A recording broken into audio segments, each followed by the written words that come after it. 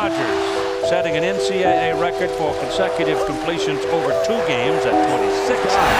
This is the strength we're talking about in this true freshman, Marshawn Lynch. When we hear the term one-hit wonder, we tend to think of musicians and artists, but a one-hit wonder can be a team as well. If you don't believe me, when is the last time you remember Cal Berkeley being a national championship contender? Still thinking about it? It has been over 2 decades since the Golden Bears dominated college football in 2004. Aaron Rodgers and Marshawn Lynch would emerge as faces of the program to lead Cal on a phenomenal run.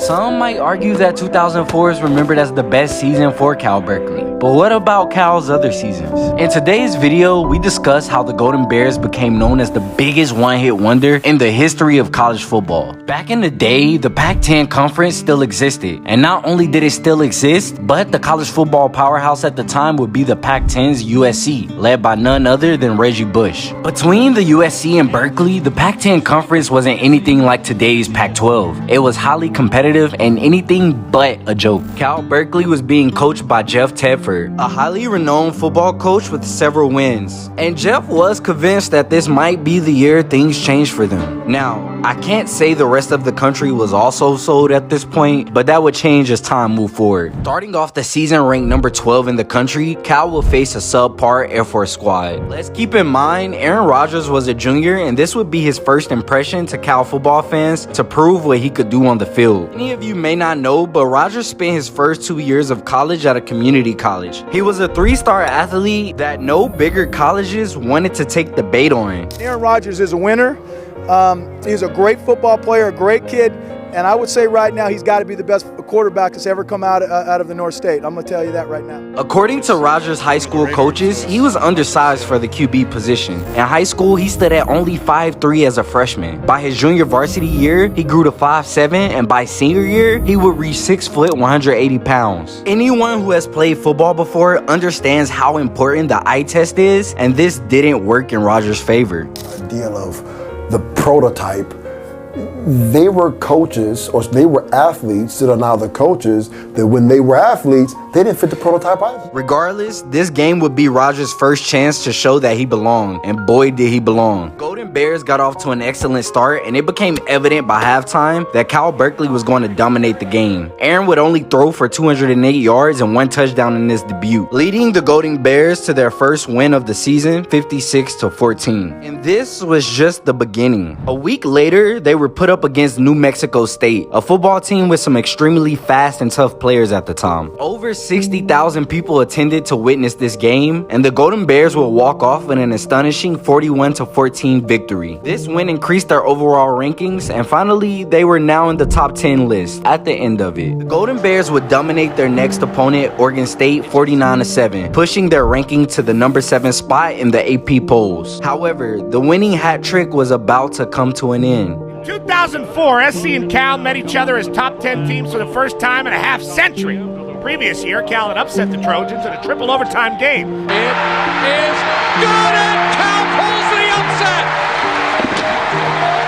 SC had won 13 straight games since then, while the Bears arrived at the Coliseum. See, USC was ranked number 1 and had the most dangerous player in college football at the time, Reggie Bush. This was the biggest game of the season with over 90,000 spectators and fans cheering. And I mean, there was definitely a rivalry, and Bush and USC would be out looking for revenge. On the first play of USC's goal line stand, Rodgers threw an incomplete pass, which proved to be crucial in USC's win. Immediately after the incomplete pass, Manuel Wright came with a 2nd down sack. During a shaky 3rd down, Rodgers would throw another incomplete pass, giving USC the upper hand. And this would eventually stop Cal's run, giving USC the victory. Aaron Rodgers would complete 26 passes, with 23 being consecutive to break the school record. If this wasn't enough, Rodgers' performance also earned him the single game record for pass completion percentage at 85.3%. At the end of the game, Rodgers was extremely frustrated and expressed his disappointment for not being able to bring the game to a victory for the Golden Bears. But to be honest, this was only a minor roadblock. The Golden Bears crushed every team for the next several games, including UCLA, Arizona, Arizona State, Oregon, and even Stanford. On October 23rd, 2004, Cal Berkeley would compete in what would be called as one of the best performances ever seen from the university. They would dominate Arizona, leading the game with an impressive 38-0 shutout. Sheesh. The next week, they would face Arizona State, and Cal Berkeley would approach this game with the same energy. They would end the game with a humiliating 27-0 shutout for Arizona State. At the end of the season, the Bears would submit their ticket to the Holiday Bowl. Now, many fans thought Cal would continue their run. However, there was one issue. Cal was facing Texas Tech, and Texas Tech's game was extraordinarily impressive. So impressive that the Golden Bears struggled to keep up with them. Cal struggled on both sides, yet they managed to put up 31 points, but this was not enough. Texas Tech won the game 45-31, bringing an end to the Golden Bears' impressive streak of wins throughout the season. When it was all said and done, they compiled a 10-2 record and finished the season second overall in the Pac-10 conference that year. Coach Jeff Teffer was praised for his amazing run, and after being under Teffer for 3 years, the Golden Bears outscored their opponents by an astonishing combined score of 441 points to 192 points. Sheesh. Aaron would also go on to break several records himself. His stats were off the roof with 2,566 passing yards. He would grow into a fan favorite, and it was here where he realized it was time to take the next step for his career. The 2004 season ended, he entered the 2005 draft, and to everyone's shock, he was drafted in the very first round by the Green Bay Packers. But let's be real, Rodgers was not the only hero that season. J.J. Arrington made history for Cal Berkeley with 2,018 rushing yards, and Geoff MacArthur joined the list of the best players of the season with 862 receiving yards. Wait, huh?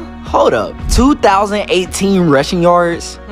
I wonder what ever happened with J.J. Arrington. Anyways, Arrington received first-team honors on the 2004 College Football All-American team, along with offensive lineman Marvin Phillip and defensive lineman Ryan Riddle. After 2004, many fans wondered if Cal could keep up this impressive run. Fortunately, this was the only time that we would see Cal dominate college football. 2006, the Bears finished the conference with a 7-2 record. They also shared the Pac-12 title, or back in the day, the Pac-10 title, with USC, making the only Pac-10 championship they had won in over 30 years. And for the next 6 years, Teffer struggled to make the Golden Bears perform the same way they did in 2004. And ever since that season, I truly cannot remember another time Cal Berkeley has been at the forefront of college football. So, do you think they're the biggest one-hit wonder in college football as well? Let us know in the comments. If you want to know how good the 2019 LSU football team was, or how the NCAA failed Reggie Bush, then click this video.